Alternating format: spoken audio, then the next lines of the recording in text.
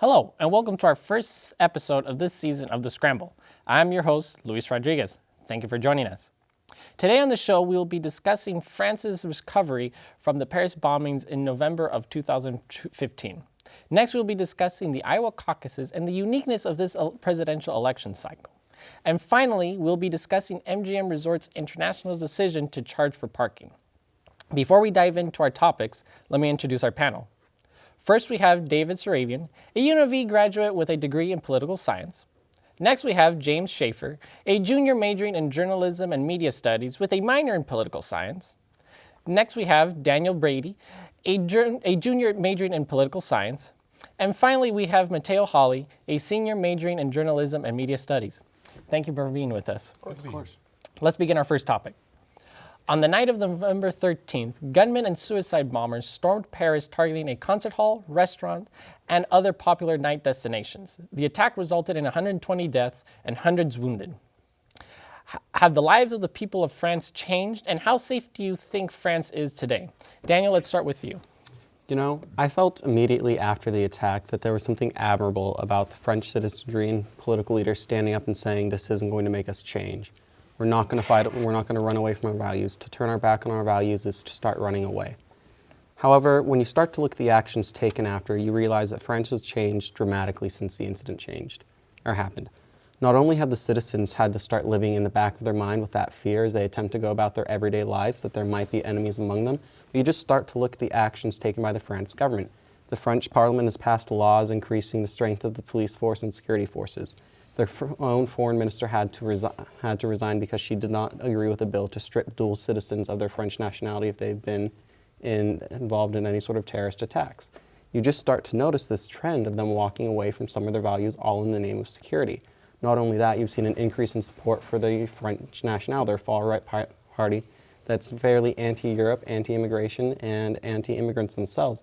And you just start to see some of these changes in the population, and you can just realize how much has changed in such a short period of time. James, I'm going to come to you. Mm-hmm. So early that same year, the famous satirical magazine Charlie Hebdo was attacked. Do you feel that Paris should have been prepared after those attacks to try not to have these attacks in November occur? Or just in America, it's very, very, very difficult to prepare for lone wolf attacks. I mean, everywhere and nowhere is safe at the same time. I mean, any lunatic with a gun or a group of lunatics can go into a movie theater, a hospital, or a university. But that should not dictate how we live our lives. Sure, gunmen might be able to end your life in a certain sense, but they shouldn't dictate how you live it. Living in Paris, France, Europe, there is a certain lifestyle that exists there that was not changed by the attacks, and nor should it.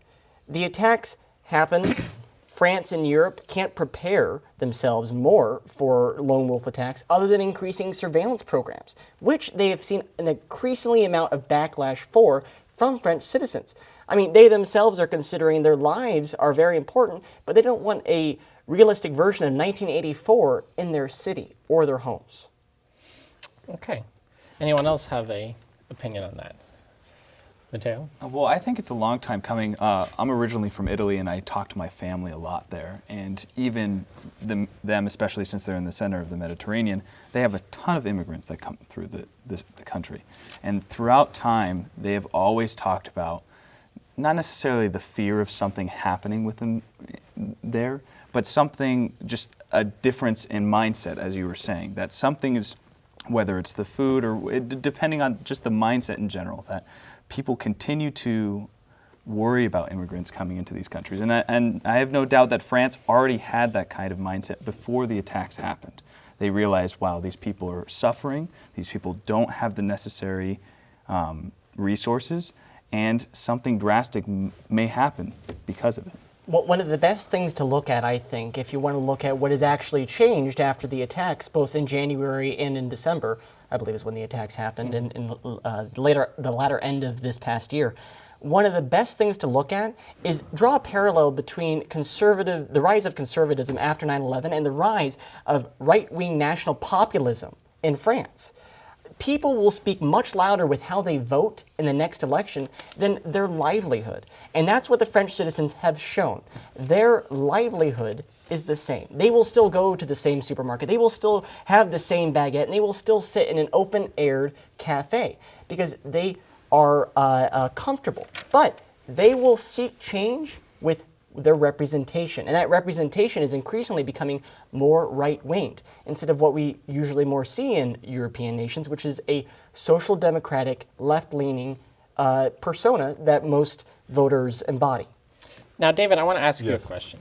So, although France has not accepted many refugees to come into their country, like Germany accepting millions of refugees, France does have a large Muslim population, 5 million to be exact. Yep. So, from their former colonies in the Algiers in northern Africa. Correct. So, do you feel after these attacks, these Muslim citizens will stand against their fellow radical Muslims?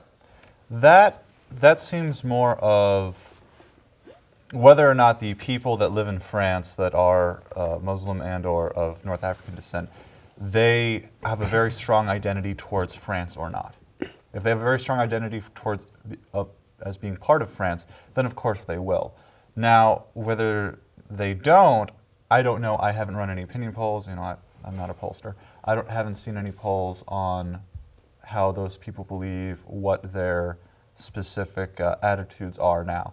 Now, as far as life-changing in France, that is something that Americans maybe don't realize as much. So exactly how it works. So in Paris, in France as opposed to the United States, in the US, the wealthy people live in suburbs.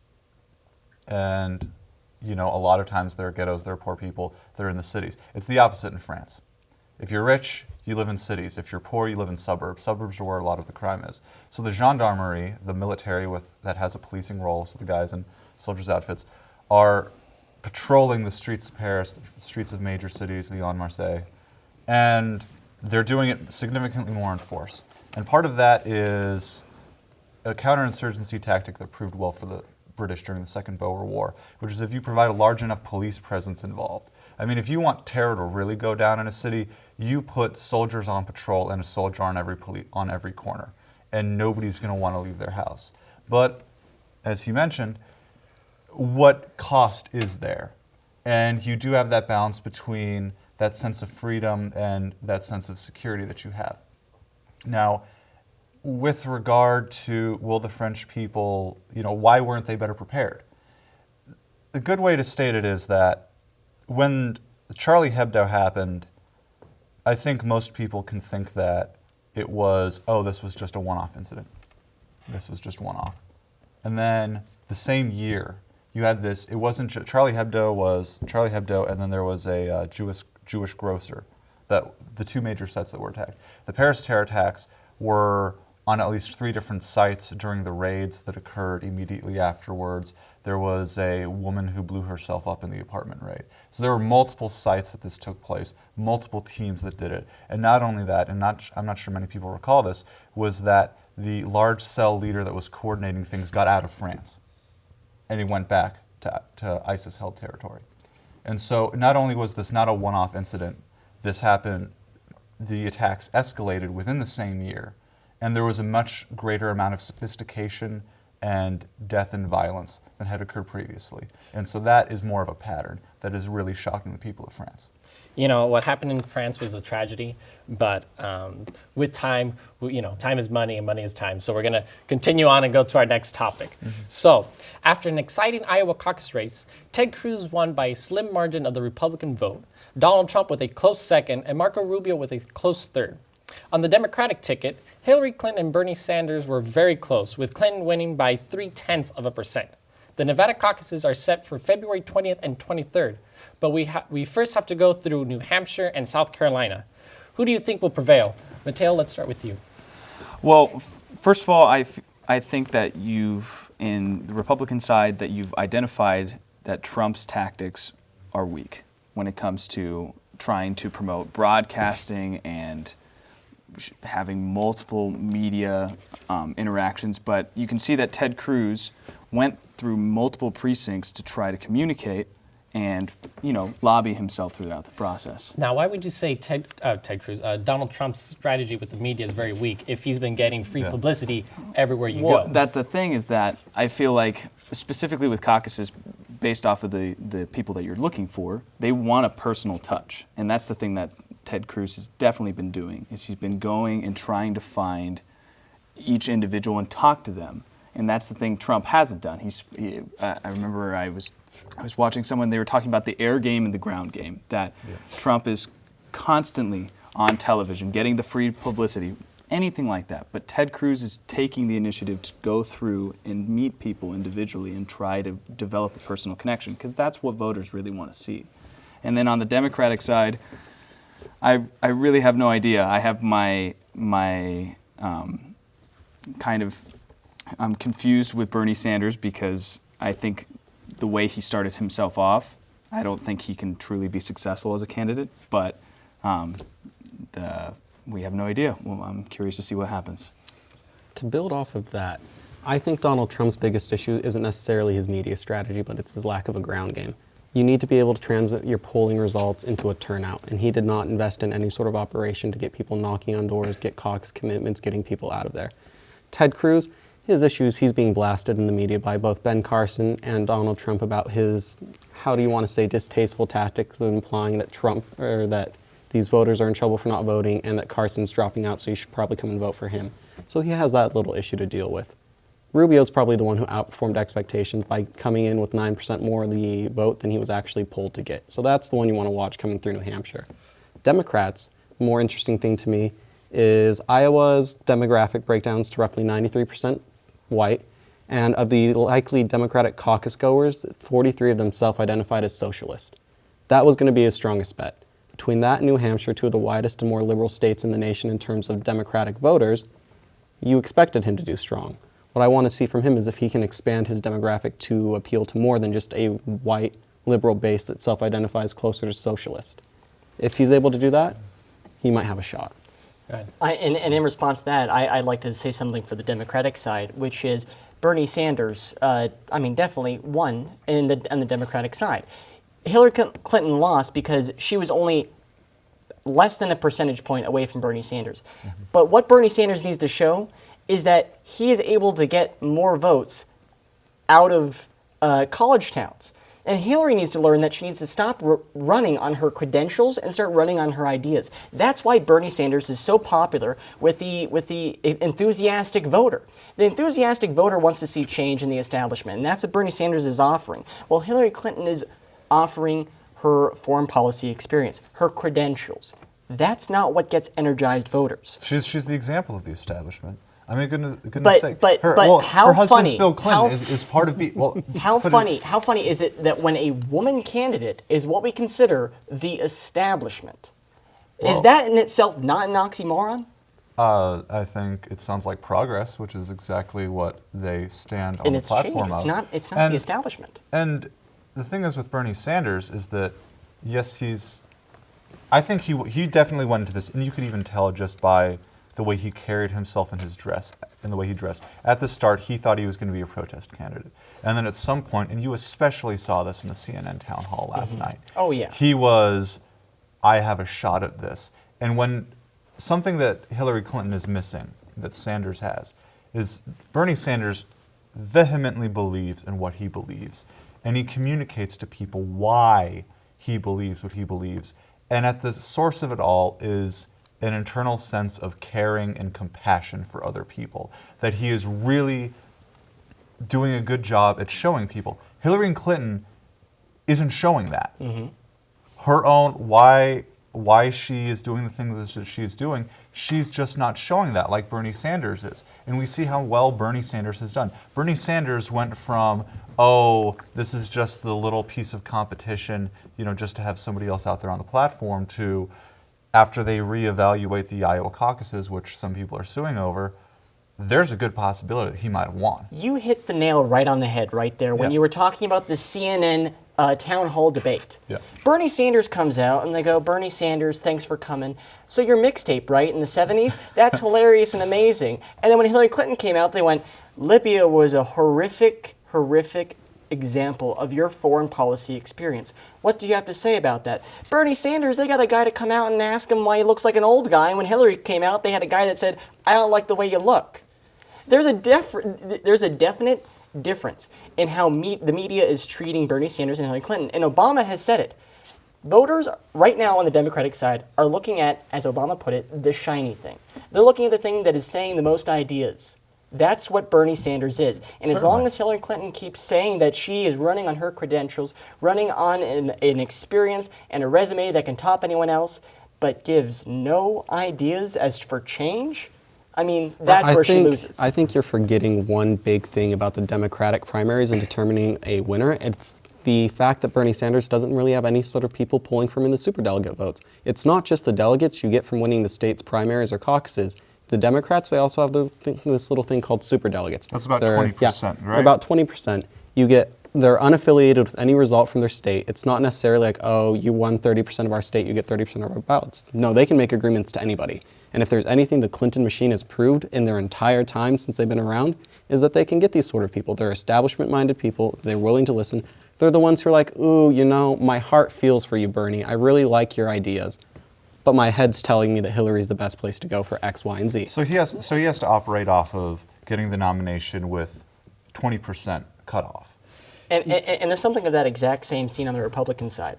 The best thing that Ted Cruz has to show is that he's able to get something else other than the evangelical vote. Exactly. And until he shows that he's actually able to garner real support and show polls that actually mean something, that's when you actually see change. There are people from the Polls Hispanic. don't mean something. There are people from the mean Hispanic anything, community, and even there was a CNN, the CNN Spanish channel. One of the hosts of the show was on CNN, and he straight out said to Wolf Blitzer, Ted Cruz is not getting any Hispanic vote whatsoever because of how hardline his position is on being anti-immigration. And he's getting all the Canadian votes, though. Now, let me, to kind of wrap up this topic, I want to ask two questions, and it'll be for both sides. So we kind of talked about Hillary Clinton and how she's been bashing because of her records and all that. Do you feel that the email scandal will affect her in this presidency, although the FBI has been saying that they might indict her, they might not, who knows? What do you guys feel about that? And also recently, obviously we've had many Republicans drop out after the Iowa caucus. Mm-hmm. This Saturday we will have a Republican debate, and out of all the candidates that will be there, the one person that they're excluding is Carly Fiorina, who outbeated Kasich and Chris Christie with one delegate in advance. So do you feel that, as we were talking about the media choosing the candidates, do you feel like this is a perfect example of showing how the media is picking which candidate should be aired or no? Well, you bring up a good point. Regardless of Carly Fiorina's, anything that Carly Fiorina says or does is that at the least her polling and the delegates that she got, it was higher than Chris Christie. It's like, why isn't she on that platform? We remember how ridiculous it was when, how many people were on the stage with the Republicans? Like 13 at one point? Yeah. It was absolutely ridiculous. And two people have just dropped out for the Republican race. I don't know why they can't keep her up there. But Daniel said it perfectly. Polls don't mean much, and you can see that. But she got delegates. That's the point. She got Right. delegates. Is that you've got the delegates, which this is beyond polling. She's got the delegates, and that to me is what's important. Now, right now she doesn't have as good of a chance as Rubio or Cruz. Right, and how many delegates do they have? Significantly more. Yes.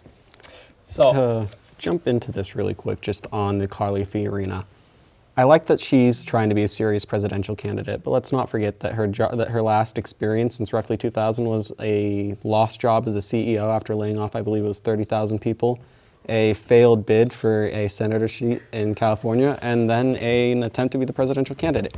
So regardless of her having a delegate, especially in regards to New Hampshire, where at least Kasich and Chris Christie have been staking their entire presidential campaigns, I believe they have a better shot there than her. In regards to the Hillary Clinton email scandal, as of today, Representative Chavez is actually the head of the House Oversight Committee, is leading an investigation, not into Hillary Clinton per se, into the lack of the government's response to Freedom of Information acts, but he's doing it primarily because the State Department was declared an Inspector General report to not be cooperative fully in turning over the documents requested.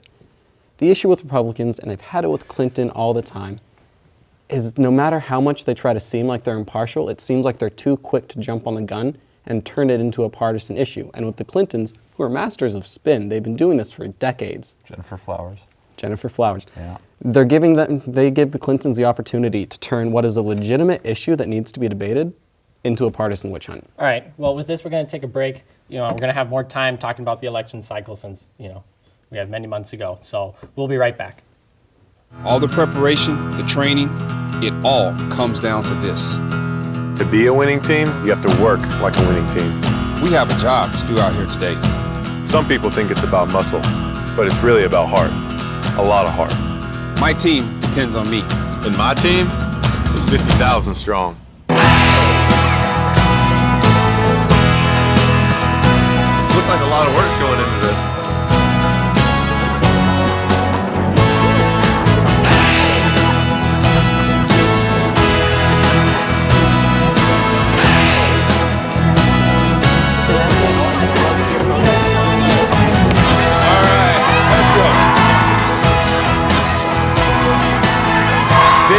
Is what it feels like to be part of a team. A winning team. The action team. Get in on the action at actionteam.org. Are you in? Welcome back. So let's continue on.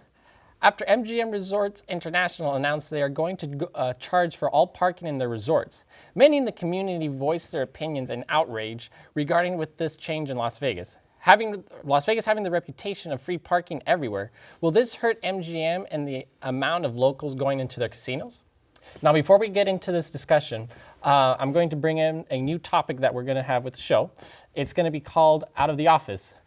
This segment is a interview with someone, a local person that has something to do with politics or something to do with Nevada itself. So for this segment, we have former governor of Nevada, Bob Miller, and let's see what he said.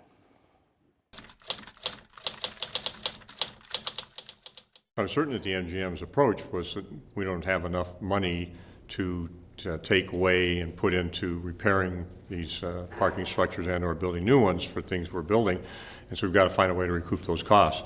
I know, because I've heard their chairman speak out about the fact they were surprised at the public outcry, especially the local outcry, because for the history of Las Vegas, we've never charged for parking. So they're going to have a difficult task evaluating the negative publicity as comparative to their need to find additional revenue. So do you think that, let's start with you, James. So do you think that this raise in prices is going to affect the amount of locals going in? Let me sum it up in two examples. The gambler, right? Last year's statistic KNPR showed that the average gambler in Las Vegas spends $794 on their visit to Las Vegas. They're not going to stop at spending $10 because they're going to tell you they're going to win it back. And on the topic of locals, locals are going to know that they're not going to park at any of the MGM's 6 properties. If they're going to MGM Grand, they're going to go to the Tropicana. If they're going to City Center, they're going to go next door. If they're going to Circus, they're going to stay in the motorhome or school bus they came in. Okay. There will be little to no effect, but what will be a big different change in this is the $54 million 3,000 lot parking lot being built down the road from MGM Grand. And that is where you will see differences. If people get the M-passes, if people end up parking at different casinos, but you will not see any sort of immediate rapid change. It will be gradual at best. James, thank you very much for that illustration of the local gambler. You bet. So, Matteo, I'm going to go to you. There was an article in the RJ that was saying that MGM was trying to raise their money up to $9 million to help with improvements in parking and with resort infrastructure. Listening to what Governor Miller said, do you agree with what the MGM said or more with what Governor Miller said? I would understand, especially with the expenditures that they're trying to make up for, especially with a stadium, more parking. all of that kind of thing, that they're going to have to make that money somehow. Now, I know also that they have, casinos are always trying to look for revenue constantly. And the iconic idea of Vegas, I'm not surprised that they went for that because, it's bound to happen. Every major city has some type of pay for parking system. What about you, David? What do you think? I think it's really going to affect locals. However, for as far as visitors are concerned, like Matteo mentioned, almost everybody's used to paying for parking. They're going to come into town and think, oh, I have to pay for parking. It's different than the last time I came to Vegas if they have come to Vegas before. But if they haven't, they'll just be, okay, this is just how things are. So as far as visitors, I don't think it's going to change that much. The locals, I think the locals are going to be fuming about it for a while. What do you think, Daniel? Boy, I hope their new parking structure is better than the last. The last time I was at the MGM Garden Arena trying to get out of it. It took me an hour and a half to get off the 4th floor. Well, you have to be a good driver to do that. I wasn't the one driving, James. But anyway, honestly, I want to see what this would do to revitalize and increase in funding in public transportation, because when you consider Las Vegas as a major metropolitan area, especially compared to places on the East Coast, we don't really have that good public transportation. People don't trust it. We don't have any subways or anything. And there have been pushes every so often to try to get that back onto the forefront. So I just like to see how this would revitalize that sort of push to make us more modern in regards to that area. All right. With that, that's all the time that we have for this episode. I just want to thank you, the panelists, for coming. And I'd also like to give a special thank you to our former governor, Bob Miller. We would like to hear your opinion for the show. Please email us at unlvscramble@gmail.com. Also follow us on Twitter and Facebook. For a future discussion, we would like to hear you, the audience, answer a weekly question. We will ask it on our social media. This week's issue is on the YouTube celebrities of Fine Brothers trying to trademark the word react. Do you think this is a smart move from them? Let us know. Thank you for joining us and hope to see you next time.